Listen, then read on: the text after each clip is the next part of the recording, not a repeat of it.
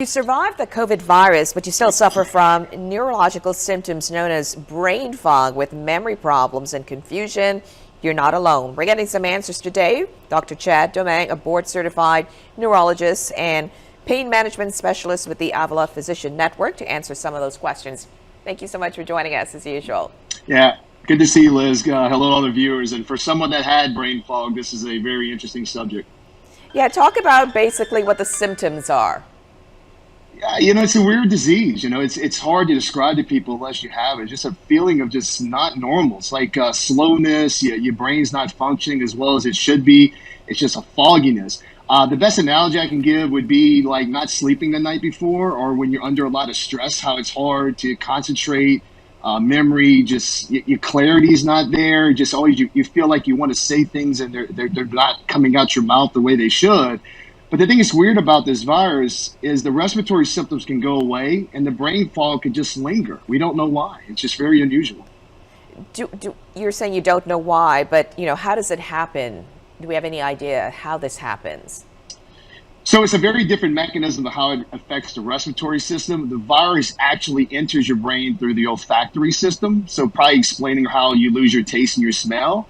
It enters the cells through a receptor called ACE2, angiotensin enzyme. And once it enters the cell, it brings in all these inflammatory mediators called cytokines. And once the cytokines are in the spinal fluid, it causes this inflammation, and it makes it difficult for the neurons to talk. It makes the hippocampus, the memory part of your brain, malfunction. On top of that, there's an indirect effect. So because you can't breathe good, you're not sleeping, you're depressed because you have this virus, you're taking medications with side effects, all these things add up, and then you just, long story short, your brain doesn't work like it should. So as a neurologist, what would you say are some of the treatments to deal with this? First thing is that it does get better. I can attest to that, but it can last. I have some patients that are, I saw one just now that's 6 months out that still can't drive at night, still having the memory issues. Stay mentally active. Aerobic exercise is good. A nice healthy diet, nuts, fruits, vegetables. There are some supplements that help. We've talked about these before. Antioxidants, alpha lipoic acid, N-acetylcysteine are two good ones.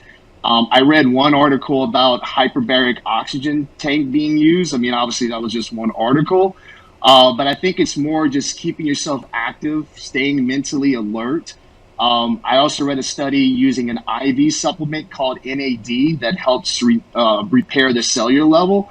But I just think it's important for our viewers to understand it's real, to address it, and to make sure you're not putting yourself in a situation where the brain fog can cause damage to yourself or others. Well, some good advice today on that, and especially letting people know, it's not just them, others are going through it, and some good advice on how to deal with it. Appreciate it, Dr. Chad. You got it. Good to see you guys again.